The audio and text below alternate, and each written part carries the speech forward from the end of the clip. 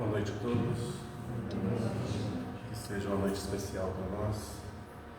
Inicialmente vamos fazer uma prece para que os nossos pensamentos todos estejam ligados no único objetivo, para que possamos sair daqui fortalecidos, revigorados e com uma grande inspiração para continuarmos a nossa existência.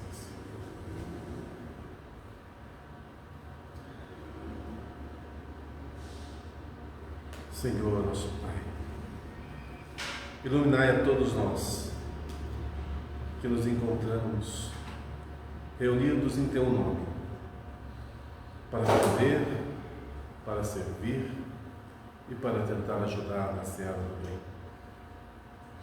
Que hoje e sempre não nos falte a vontade de trabalhar, de aperfeiçoar, de estudar e de melhorarmos. Sabemos que a Sua presença junto de nós sempre se faz, a todo instante, e basta que ergamos a mão e o socorro nos é oferecido. Mas, ingratos que somos, muitas vezes esquecemos da Sua importância, do Seu afeto, do Seu amor para com todos nós. Que a cada dia possamos despertar para essa realidade e compreender as máximas da vida. Inspira-nos, Senhor, para que possamos melhorar a cada dia, a cada instante, tanto em nosso conhecimento, mas principalmente em nosso afeto, em nosso amor. Que o Senhor nos abençoe e nos ilumine hoje e sempre. Não percas a tua fé entre as sombras do mundo. Mesmo que seus pés estejam sangrando, segue para a frente erguendo a cor celeste acima de ti mesmo. Crê e trabalha, esforça-te no bem e espera com paciência. Tudo passa, tudo se renova na terra, mas o que vem do céu permanecerá. De todos os infelizes, os mais desditosos são aqueles que perderam a confiança em Deus e em si mesmos. Pois o maior infortúnio é sofrer a privação da fé e prosseguir vivendo. Eleva, pois, o teu olhar e caminha, luta e serve, aprende e adianta-te. Brilha a alvorada além da noite. Hoje é possível que a tempestade te amarfanhe o coração, tormentando-te os ideais, aguilhoando-te com a aflição ou ameaçando-te com a morte. Não te esqueças, porém, de que amanhã será um outro dia. Que assim seja.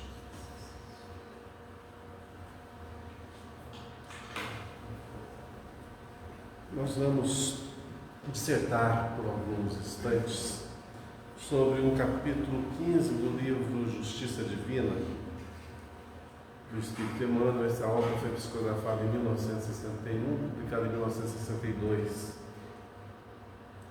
E tem tantas dicas importantes para nós, tem tanto conhecimento aqui intrínseco, que vale a pena nós trabalharmos conhecimento, lermos, adquirirmos o hábito da leitura, porque é ela que realmente modifica a cada um de nós. A gente se modifica cada vez que ouve e assimila, compara aquilo que outras pessoas dizem, e nós vamos tecendo o nosso arcabouço. Às vezes pensamos ser sabedores de toda a inteligência, de toda a máxima, de toda a verdade. Uma arrogância que é característica de espíritos primitivos, que nós ainda somos. Então, achamos que sabemos de tudo, ou achamos que tudo o que acontece, tudo que nós fazemos é o suficiente, e que a vida nada mais é do que gozo, regozijo, construção, adquirir, possuir, mandar e ter uma certa estabilidade. Mas é muito mais do que isso. Esse capítulo fala sobre cada um de nós. O título é Cada Existência. Cada um de nós. Cada um de nós é um universo em potencial. E a gente falar genericamente, muitas vezes incorremos em erros, porque cada um está numa fase, cada um é de um jeito, cada um tem condições de assimilar determinadas coisas, outros não. Cada um tem seu tempo. Todo mundo um dia desperta para determinada realidade. Mas, enquanto não está preparado para a realidade, vive a vida como se estivesse dormindo.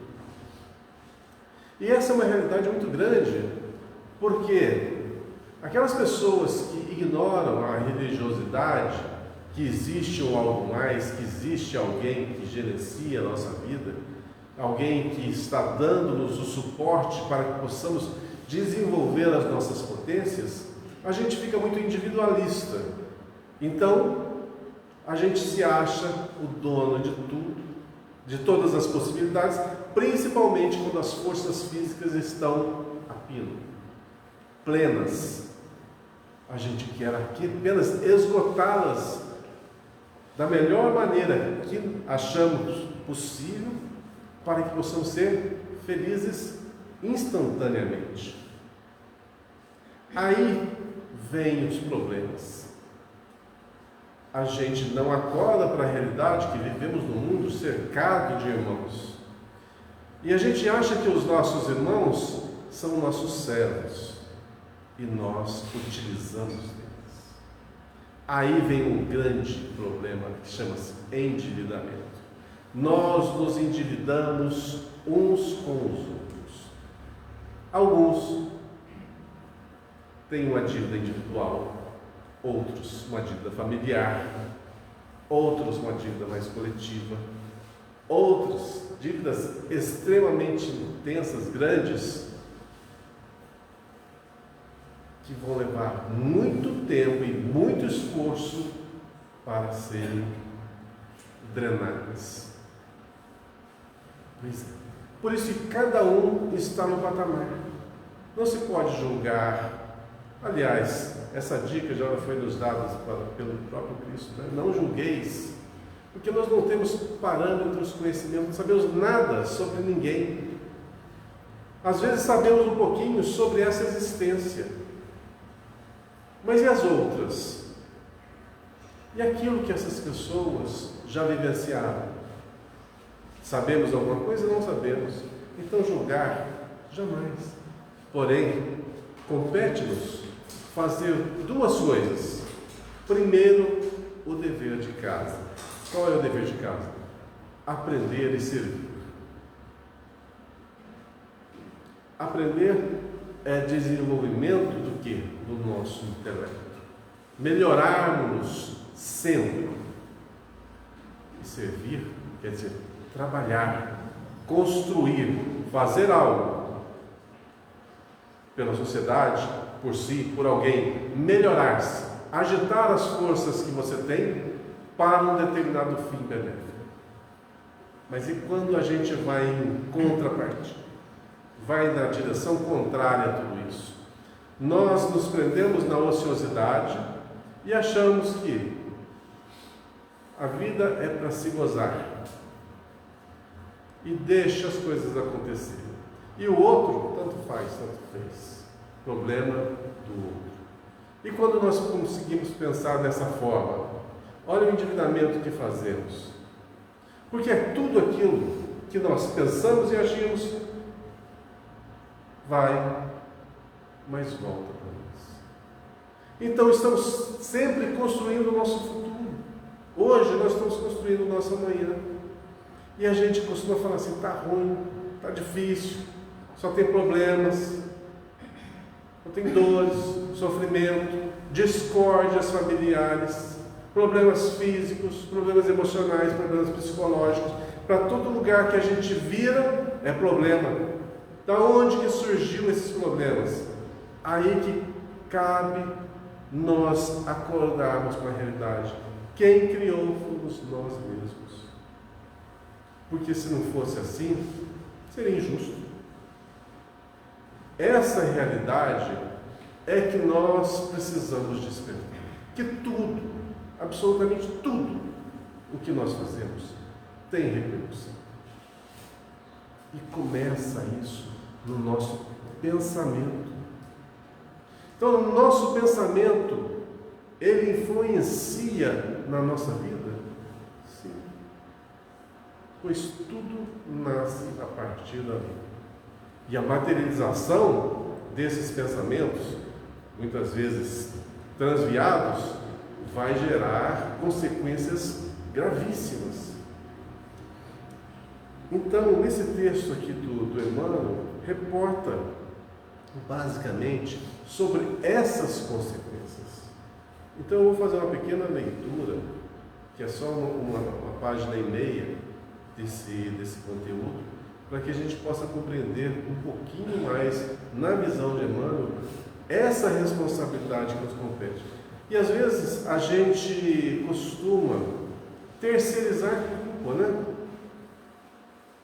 A culpa de eu estar assim é por causa da doença tal, é por causa do que o outro fez para comigo, é por causa da vida atribulada, difícil, né? Dos pais que passaram para os filhos.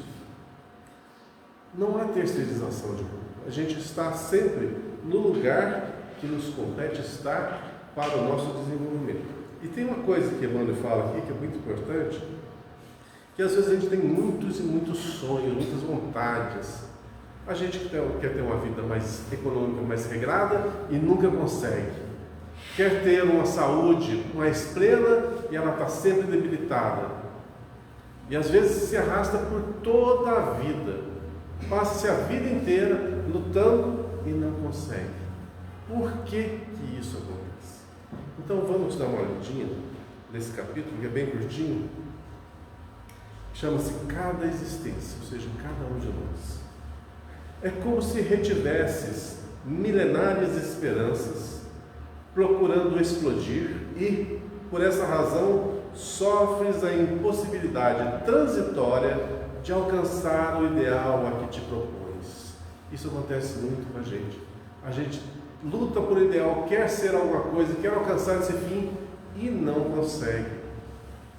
Queres realizar os melhores sonhos. Quem que não quer realizar os melhores sonhos? Aspiras ao estudo edificante do universo. Anseias atingir as culminâncias da ciência e da arte. Atormentas-te pela aquisição da felicidade e choras pela integração da própria alma no amor supremo. Queremos tanto essas coisas. Entretanto, quase sempre tens ainda o coração preso à dívida. Aqui que mora o problema. Por que não alcançamos? Porque algo nos atrela, um endividamento. E aonde que isso, como que isso funciona? Mais ou menos assim. Todas as nossas ações estão registradas. Todas. Absolutamente todas. Aquelas que eu esqueci de 2, 3, 5, 10, 15 anos atrás, 20 anos atrás, estão registradas? Estão registradas. Todas elas. Aonde? Na consciência de cada um. Pensa bem. O que nós somos? Um ser pensante que possui um corpo perecível. Esse corpo vai perecer. O que vai sobrar? A parte pensante. A parte pensante é constituída do quê? Da nossa essência, nosso espírito. Aonde que está o nosso espírito? Qual que é a bagagem dele? É a consciência. Está tudo ali, intrínseco, no espírito. Então, se tudo que você fez está registrado em você mesmo, e você vai evoluindo, você vai aprendendo as leis de causa e efeito, e se você faz isso, vai ter a consequência tal, você mesmo vai notar os seus equívocos. Olha, eu fiz para aquela pessoa tal coisa. E agora? Minha consciência vai estar sempre acusando. A gente sempre fala a consciência acusando, a consciência acusando. Não.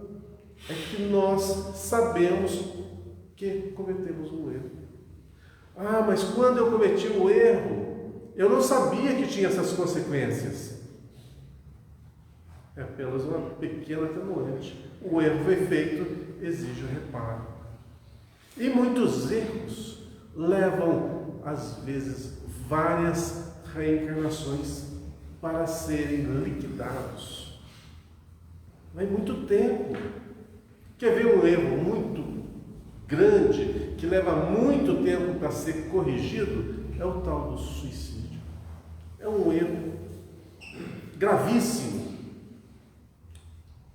É mais ou menos uma grande rebeldia contra as leis de Deus que nos regem. Nós queremos fugir da vida. Nós queremos fugir das responsabilidades que nos foram impostas para o nosso aperfeiçoamento. A gente está falando, não quero mais brincar nesse jogo. Mas não tem como sair desse jogo. E o que se faz, o que acontece nessa questão? Se você, diante de uma dificuldade, se mostrou frágil, mostrou toda a sua fragilidade e cometeu um desatino, que é o suicídio, a vida vai promover a reparação. Então, como que ela faz? Vamos tornar esse indivíduo forte, para ele suportar as fases difíceis. Então, o que acontece? Tudo que você fez tem efeito. Então, se você acabou com o seu corpo físico, você vai ser responsável por reconstruir. Então, imediatamente, quase que imediatamente após, vou citar um tipo de desencarnação, tá? Por ingestão de veneno. Vai acontecer o quê? Vai corroer todo o sistema digestivo. Geralmente, esse indivíduo, quando voltar a renascer aqui no plano Terra, vai ter sérios problemas no trato digestivo. E isso pode se arrastar do nascimento até a morte. Outros, graves, tão graves quanto ou mais, aqueles que se atiram de grande altura, jogam da ponte, se esborracham no chão, acabam com todo o sistema ósseo, nascem posteriormente com todas aquelas deformidades. Tem conserto naquela existência? Não tem conserto. Nasceu daquele jeito, vai levar a encarnação até o final daquele jeito. E tem que suportar. Então aquela dor lancinante que ele tinha na encarnação passada, que promoveu esse ato translocado, agora ele vai ter uma encarnação inteirinha para suportar as consequências do seu ato. Isso vai fortalecê-lo. Isso não é punição. A lei que nos rege é sempre de educação, é sempre para o nosso bem e não para o nosso mal. Só que a vida é dura. A vida é dura. E tem que ser dura, porque nós somos muito moles. Então, enquanto nosso corpinho está bonito, enquanto a nossa mente está saudável, enquanto a saúde física está plena, que façamos bom uso de tudo isso, pois isso é uma dádiva temporária. Vai passar. Então faça o seu melhor sempre, a todo instante. Porque você está construindo aí o quê? O seu futuro. Não adianta reclamar, eu tenho um problema gástrico que me inferniza. Agradeça. Agradeça porque você está quitando um débito pretérito. Eu tenho problema A, problema B, problema C. Agradeça e suporte. Isso vai te fortalecer. Mas não se esqueça de tudo que você tem, porque a vida é uma grande dádiva. A gente não sabe o nosso passado.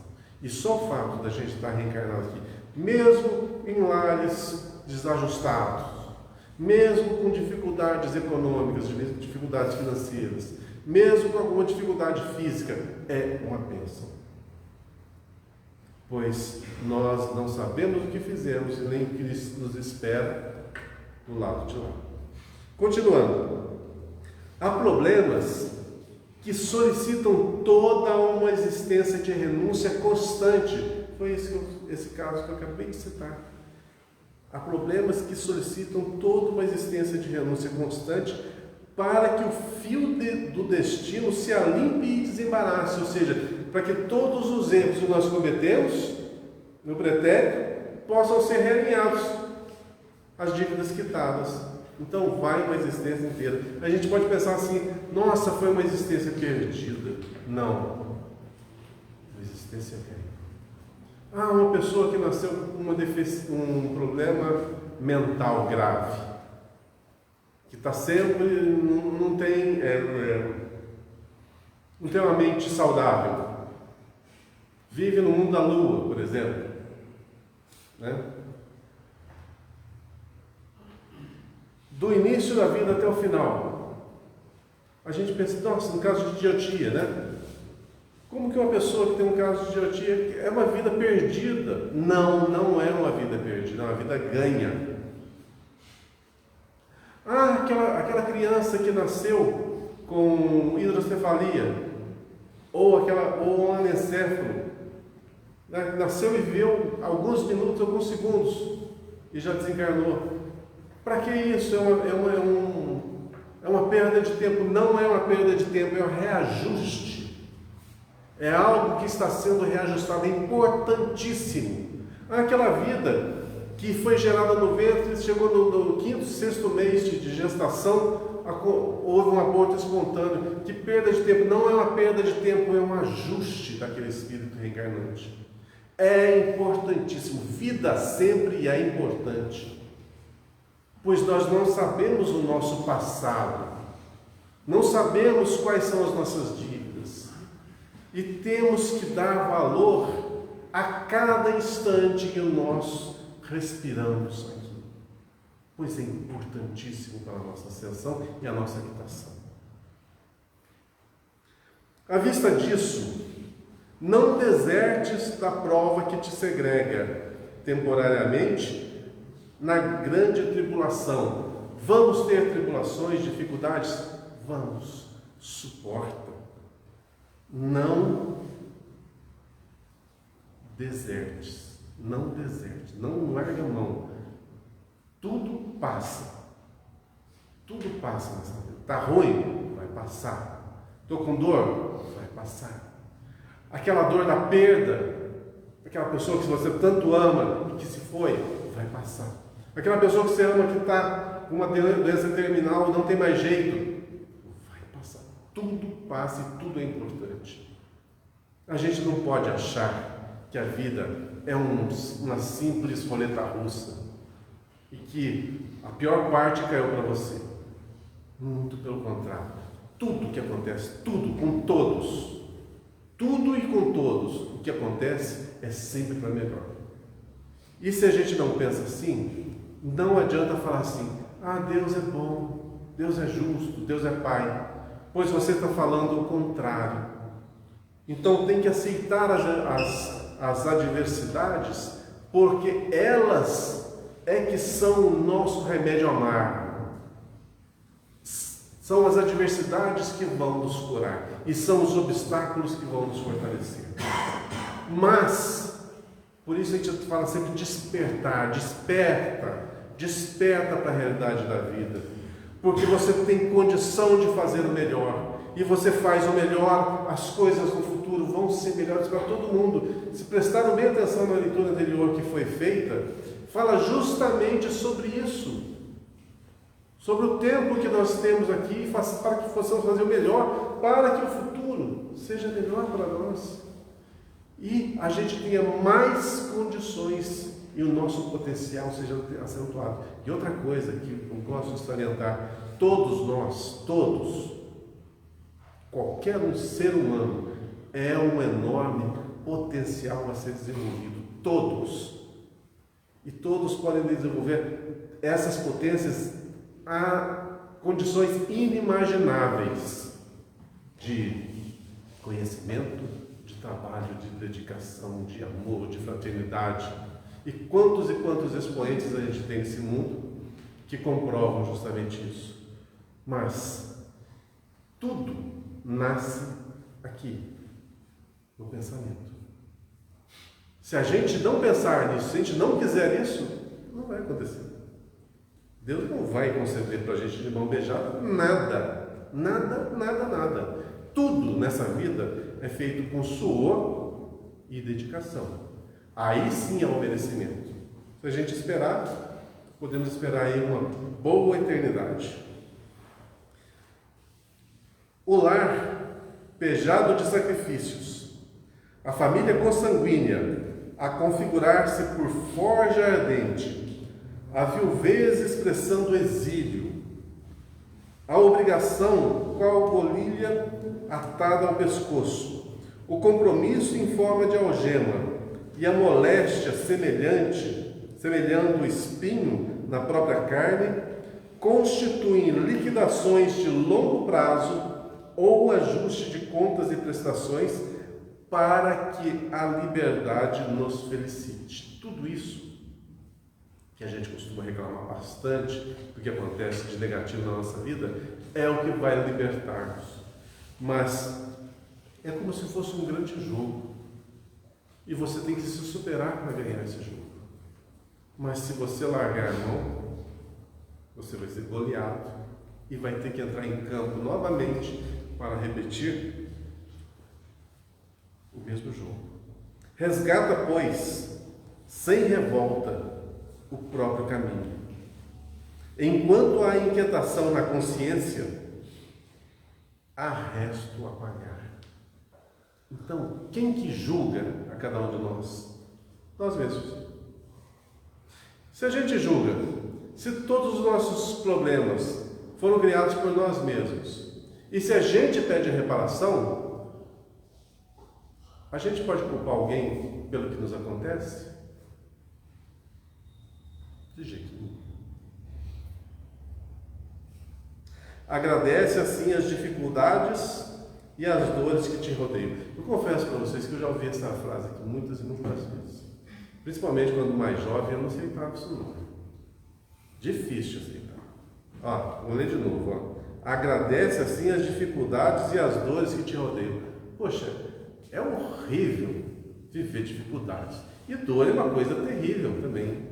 Como é que você vai agradecer? Eu sempre tive essa dificuldade de assimilar isso aí. Principalmente quando você está vivendo a dor e a dificuldade. Quando você não está vivendo é uma coisa hipotética, mas quando você está vivendo é uma coisa revoltante. Poxa, eu estou passando por essas atribulações e falo para eu agradecer, ainda não tem lógica. Porque o pensamento nosso ainda não adquiriu um amadurecimento para entender como funciona as máximas da vida. E se as dificuldades acontecem, se as dores estão presentes, é porque o fato gerador é você mesmo e você tem que reparar. Então aí, o que fala? O culpado é você. A chance da corrigenda foi lhe concedida. Você vai desertar ou vai encarar? Encara que passa, isso tudo passa. E assim, não nos vai faltar aquilo que mais precisamos. Quando a gente quer realmente superar e nossas forças esmorecem, sempre tem a ajuda. Ou de alguém, ou do alto. Porque o que importa não é a dor, não é o sofrimento, mas a mudança que acontece em cada um de nós. Isso é importante. É nisso que se trabalha. É essa a oportunidade que o alto nos concede para que nós fortaleçamos, reparemos e construamos. Não há como construir com uma consciência repleta de pesos inimagináveis. Cada existência no plano físico pode ser um passo adiante que te projete na vanguarda de luz. Cada existência, no plano físico dessa vida, né, material, pode ser um passo adiante. É um passo adiante que vai nos projetar na vanguarda de luz. E para terminar o último parágrafo, misericórdia na justiça divina, consolações inefáveis, braços amigos, diretrizes renovadoras e auxílio constante não te faltam. E às vezes nós não vemos e nós nos perguntamos, vamos ter dificuldades? Vamos, mas nós temos tudo isso aqui para conosco. Então nos falta em tempo algum. Contudo, está em ti mesmo aceitar, adiar, reduzir, facilitar ou agravar o preço da tua libertação. Então depende só de nós. Essa é a boa notícia. A má notícia é que nós somos bem endividadinhos, né? Mas temos muito tempo para quitar essas dívidas. Afinal, somos imortais. Essa vida vai passar. Outras virão. Tem a vida no plano espiritual, retornamos à matéria, retornamos para o lado de lá. E nesse jogo inconstante, nós estamos plenamente quitando nossas dívidas e nos melhorando. Porém, tem indivíduos ainda que estão se endividando. A escolha, ela é individual. Afinal, cada existência é única. Então, que façamos da nossa existência a melhor escolha, nos tornemos o mais forte possível, que tenhamos fé, sabedores de que tudo passa, tudo vai passar, e que a vida compete sempre para o melhor para cada um de nós. Se pensássemos diferente disso, a gente estaria sendo ingrato com a justiça divina, né? E com a bondade de nosso Pai. Que Ele nos ilumine, nos fortaleça e que toda essa reflexão dessa noite possamos levar para o dia a dia como uma forma de despertamento para cada uma de nossas ações e principalmente para o nascedouro de tudo isso, que é a nossa forma de pensar. Que Deus nos ilumine, nos ampare, hoje e sempre.